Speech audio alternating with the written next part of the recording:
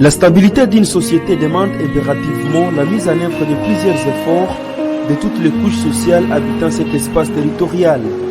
La ville ainsi que le territoire de Béni traversent un moment jamais vécu dans l'histoire de son existence, émaillé par les bruits des bottes et plus particulièrement par les massacres perpétrés par les rebelles terroristes ADF et autres groupes armés assimilés au Maï-Maï qui sèment terreur par des incursions intempestives en causant mort d'hommes et autres conséquences liées à la vie humaine. Cette situation précaire a tendance à mietter le tissu social et fragiliser la solidarité communautaire, paralysant ainsi le fonctionnement de certaines institutions étatiques et non étatiques. La population vit dans une psychose et une anxiété propre à leur genre.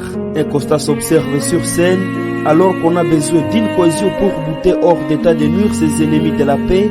Plusieurs jeunes adhèrent à des groupes armés pour des buts socio-économiques et deviennent un danger contre la nation. Ils ignorent le passé qu'a connu Béni et ses périphéries sur le plan sociopolitique en servant comme siège d'une rébellion.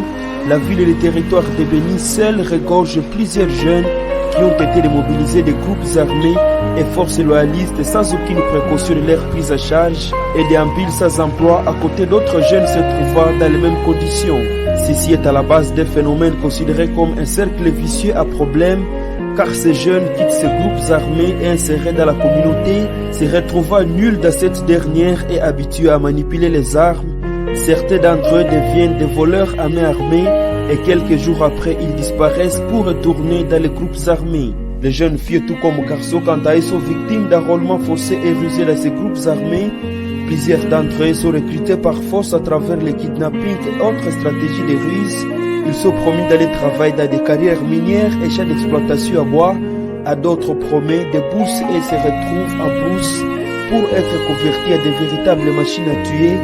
Certains servent comme esclaves sexuels des seigneurs de guerre et d'autres aux creuseurs miniers pour alimenter les caisses de l'effort de guerre.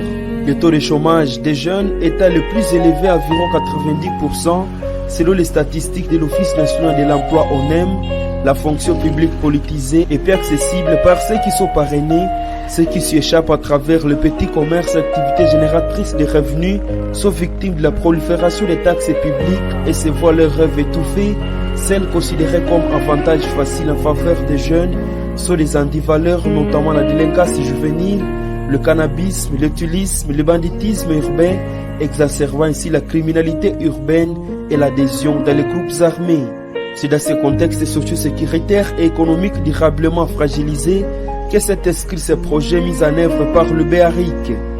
Il a contribué d'une part à motiver les jeunes à quitter les groupes armés pour leur insertion socio-communautaire et d'autre part permettre de s'attaquer aux causes profondes structurelles de vulnérabilité qui motivent les jeunes à adhérer dans les groupes armés. Gouvernement ijikaze kusaidia wajene paske wajene wamingi wanaenda kule mapori ni kukosa cha kufanya.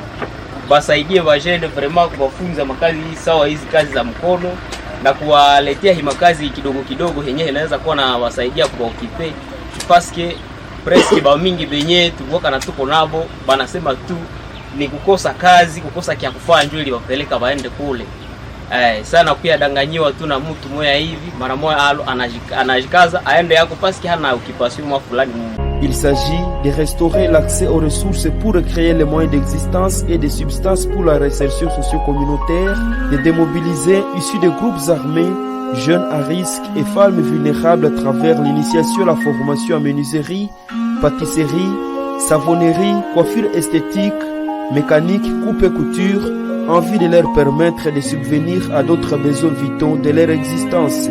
Pour sa mise en œuvre sur un critère sélectif d'identification des bénéficiaires directs du projet, c'est fait avec le concours technique du PDDFCS, du service genre famille enfants, de la division d'affaires sociales d'IVAS, des conseils urbains et communaux de la jeunesse de Béni, en se référant aux axes prioritaires répertoriés à la cartographie des groupes armés à Béni et ses environs. Tukaanza mafundisho masomo bakatufundisha na nikaona maisha yangu inajipeleka. Kulikuwa ka wa patisserie wa nani wa kutire na wa menuisier. Anasema unachagua wapi? Nasema ninachagua patisserie. Ase jua nini? Se juu nipate franga mbio.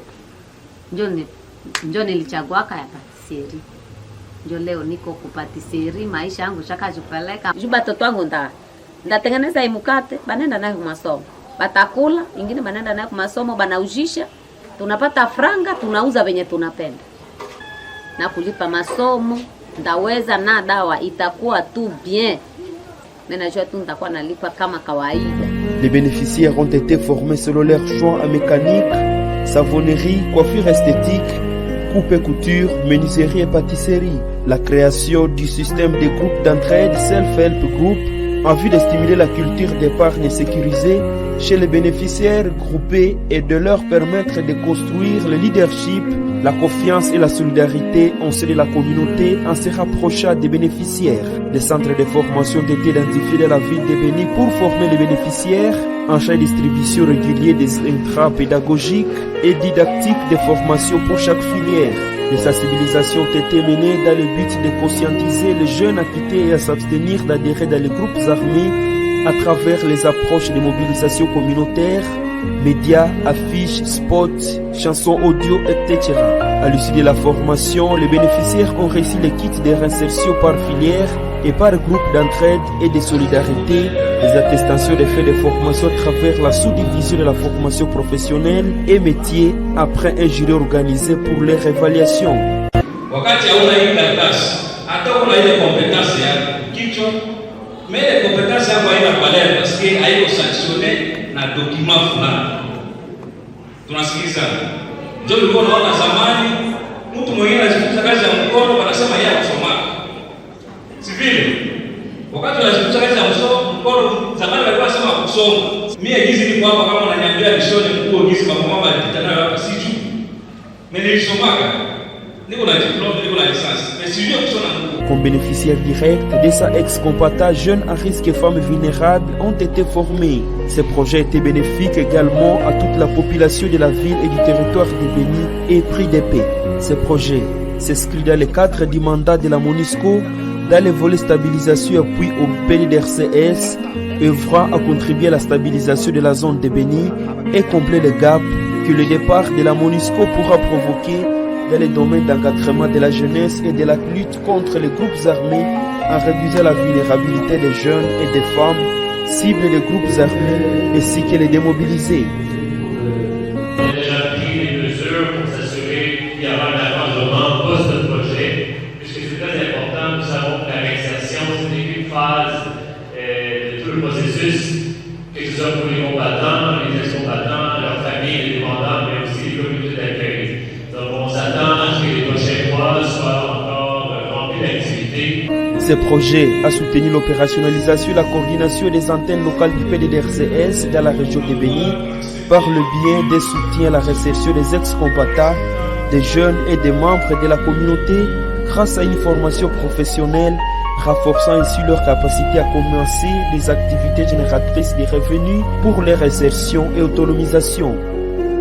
C'est ici l'occasion de saluer à sa juste valeur l'apport de la MONUSCO, section EDRBS, qui a accepté de nous appuyer pour le PDDRCS à travers ce projet pour accompagner la réinsertion des ex-combattants et partant de membres de la communauté, étant donné que notre ratio c'est le 1+2, c'est-à-dire un ex-combattant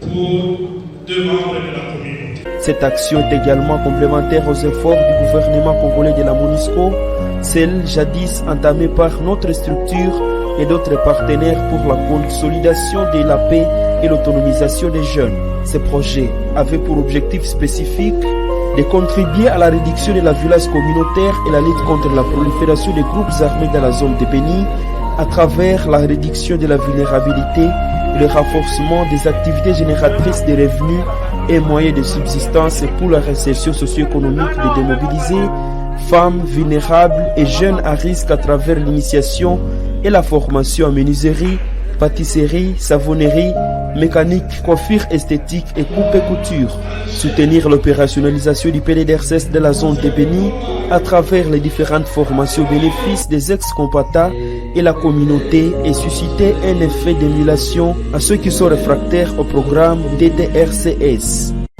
Et la réinsertion, comment dit, la réussite de cette réinsertion, je voulais dire, de ces bénéficiaires, jusqu'à ce qu'on se rassure qu'ils sont vraiment utiles à eux-mêmes, avec des effets multiplicateurs, parce que dès lors qu'ils forment leur pain, ce qu'ils ont produit, ce qu'ils ont fait comme produit seront consommés par la communauté. Mais ils vont attirer d'autres personnes aussi pour apprendre à côté. Sur le plan cognitif, la mise en œuvre de ces projets a permis de former des 100 bénéficiaires, ex-combattants, jeunes à risque et femmes vulnérables et renforcer leurs capacités sur les approches de l'entrepreneuriat en accroissant leurs chances d'avoir accès aux opportunités d'emploi et de créer leur propre activité génératrice de revenus avec effet multiplicateur. Sur le plan économique, ce projet a permis d'augmenter l'accès des bénéficiaires directs aux capitaux nécessaires pour faire fonctionner leurs propres activités génératrices de revenus en vue de répondre quotidiennement aux besoins quotidiens de leurs familles respectives et dépendants. Mie nilichagua kutengeneza sabuni hii desinfectant niko natengeneza, niko napata makuta. Hii savo dire niko natengeneza, niko napata makuta. Savo liquide niko natengeneza, niko napata makuta. Mimi naweka kidogo na kidogo tunakula kunyumba. Niko najiwezea mie peke ka bezwe kangu bila kulomba mtu. Mbele nilikuwa nasijiwezea yake hata kitu, hata sabuni ya kufula na sipataki. Message inaambia wale wenye wakali ndani ya pori ifo wanatoka kule hakutatusaidia kitu. Wakuje kama wanapenda kujiunga na jeshi yetu, wanajiunga na jeshi yetu. Kama wanapenda kurudia mkominote, MONUSCO itabasaidia, bataingia mkominote na batabapokea mzuri. Sie tu kunaishi hakuna shida, basha tupokea mzuri, hakuna problème. Il est également le reflet de l'exercice de réinsertion sociale des ex-combattants à l'état au quotidien pendant 6 mois avec les jeunes à risque et membres ici de la communauté locale, jeunes à risque et femmes vulnérables, répondant ainsi aux approches du PDDRCS privilégiant beaucoup plus la communauté, contrairement aux approches précédentes DDRR privilégiant les ex-combattants. Le projet est exécuté dans un contexte sociopolitique émaillé par les manipulations et intoxications contre le partenaire MONUSCO et donc ces intox rumeurs, des informations et messages de haine contre la MONUSCO. Ces agents et ces partenaires créent des réticences à certains bénéficiaires directs de se faire identifier et adhérer aux objectifs du projet. Certains bénéficiaires ont été manipulés d'abandonner le projet, dont la majorité des ex-combattants ont refusé de se faire identifier pendant la phase d'identification des bénéficiaires. Certains bénéficiaires directs issus de la catégorie des ex-combattants ont été difficiles à identifier. Leurs bases de données ne contiennent pas des adresses exactes, y compris les coordonnées, et certains sont en mouvement loin des endroits où ils ont été resserrés. La sensibilisation et la conscientisation des membres de la communauté a été une approche qui a permis à ces derniers, y compris les bénéficiaires, de s'approprier les acquis du projet. Les conseils du PDDRCS et de la section DDRS MONUSCO ont été très importants pour nous permettre de contourner certains défis liés à la mise en œuvre des activités du projet.